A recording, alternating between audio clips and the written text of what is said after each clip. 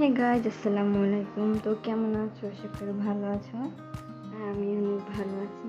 তো আজকে তোমাদেরকে দেখাবো একটা ডিম দিয়ে আমরা তিনজনে কেমনে খাবো।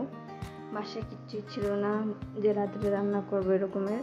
তো ফ্রিজ খুলে দেখি শুধুমাত্র একটা ডিম আছে, আর একটা ডিম দিয়ে তো তিনজনে খাওয়া যায় না। তো এটা ভাবলাম যে একটা ডিম দিয়ে আমি তিনজনকে খাওয়াবো। এটা আমি কীভাবে রান্না করবো এটাই তোমাদের দেখাবো। আর আমার ভিডিওটা ভালো লাগলে অবশ্যই একটা লাইক, কমেন্ট এবং শেয়ার করে দিবা। আর চ্যানেলে নতুন হয়ে থাকলে অবশ্যই সাবস্ক্রাইব করে সাথেই থাকবা। তো ডিমগুলো এসে আমি ফেটাইয়ে নিছি।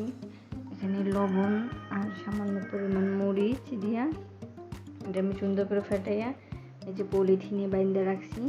এটা বাইন্দা এখন এটা আমি সেদ্ধ করব।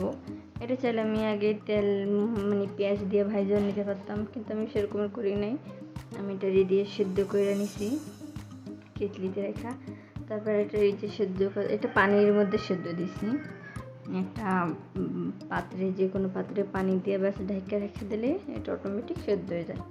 এটা যে সেদ্ধ করার পরে আমি এটার পিস করে কাইটা এখন এটা তেলে সুন্দর করে ফ্রাই করব। এটা ভাজলে এটা আরও ফুলে উঠবে। যেন ছোটো ছোটো দেখাচ্ছে, এটা তখন ছোটো থাকবে না, এটা আরও ফুলবে। এই যে আমার ভাজা হয়ে গেছে পুরো একদম, যেমন ডিম ভাজলে যেরকমের ফুলে ওই রকমের। আর এরকমের রান্না করে খাইতে কিন্তু অনেক মজা। আর যারা খান না অবশ্যই ট্রাই করবেন। আমি এটা একটু ঝোল ঝোল রান্না করব। আমি এখানে ডিম ভাজার পরে এখানে কিছু আলু নিয়েছি। আলুগুলো আমি খুব সুন্দর করে ভেজে নেব।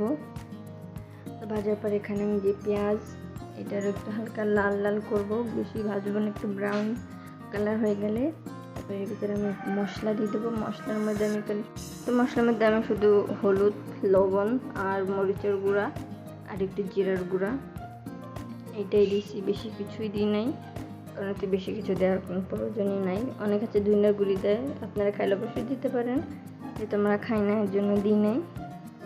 এখানে এই যে আমি মশলাগুলোকে বাটিতে গুলাই নিচ্ছি পানিতে, যাতে দিতে মশলাটা জ্বলবেও না, সুবিধা হয়।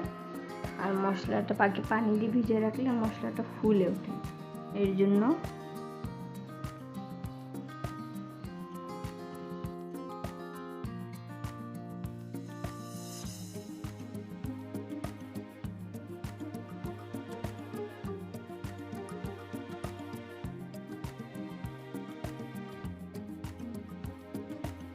তো আমি এখানে পানি দিয়ে দিলাম। পানি দেওয়ার পরে আমার এই যে ডিম আলু যেগুলো ছিল ওগুলো আমি এখন দিয়ে দিছি।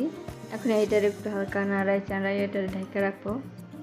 এটা যখন সেদ্ধ হবে এটা ফুলে আরও বেশি হয়ে গেছে। প্রথম ছিল পাতলা চিলি, বাজার পর একটু ফুলছে, এবার রান্না করার পর আরও একটু ফুলছে। এখানে আমি চেক করে দেখতেছিলাম যে আমার আলু সেদ্ধ হয়েছে কিনা। তো আলু আমার সেদ্ধ হয়ে গেছে আর আমার রান্নাটাও হয়ে গেছে। আমি হালকা ঝোল রাখি। আর আজকের ভিডিওটা এই পর্যন্তই। আশা করি তোমাদের ভালো লাগবে। আর তোমরা আমার ভিডিওটা কোথা থেকে দেখো একটু কমেন্ট করে জানাবা। তো দেখা হবে অন্য কোনো ভিডিওতে। আল্লাহ হাফিজ।